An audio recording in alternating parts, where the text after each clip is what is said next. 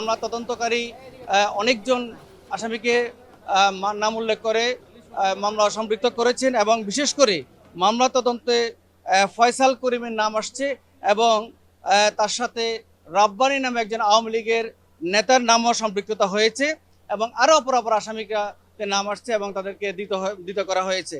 বর্তমান আজকের এই মামলায় দ্বিতীয় আসামি রুবেল আহমেদ হলো যে ফয়সালের এবং সহযোগী এবং রাব্বানির বন্ধু এবং ফয়সালের যে সহযোগী রুবেল নিজেই বিজ্ঞ আদালতে নিজে স্বীকার করেছে রব্বানি হলো আমার বন্ধু এবং ফয়সাল করিমের সাথে আমার একটা বিষয়ে কথাবার্তা হয়েছে ওভার ফোনে।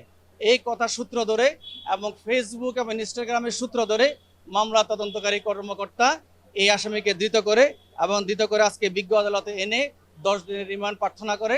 বিজ্ঞ আদালত রাষ্ট্রপক্ষের বক্তব্য শুনেছেন এবং আসামি পক্ষের কোনো আইনজীবী না থাকায় আসামির মুখের বক্তব্য শুনে মামলা সঠিক তদন্ত এবং এর পিছনে কারা কারসাজি করেছে, কারা জড়িত রয়েছে, কারা অর্থ দিয়েছে অথবা নিজেদের মধ্যে এবং কোনো গভীর ষড়যন্ত্র আছে কিনা অথবা বাইরের কোনো ষড়যন্ত্র আছে কিনা বিস্তারিত তথ্য উদ্ঘাটন করার জন্য 10 দিনের মধ্যে 6 দিনের রিমান্ড মঞ্জুর করেন। কোনো একটা হত্যা মামলা গড়তে হলে তাড়াহুড়া কোনো সিদ্ধান্ত বা চার্জশিট দেওয়াটা কঠিন হয়ে যায়, তবুও এই মামলায় একটা চার্জশিট দেওয়া হয়েছে।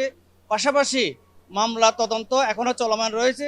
নতুন কোনো মামলায় যদি নতুন কোনো আসামি সম্পৃক্ত থাকে অথবা ঘনিষ্ঠতা থাকে তাদেরকে পরবর্তীতে আমরা সাপ্লিমেন্টারি চার্জশিট আমরা সংযুক্ত করতে পারি।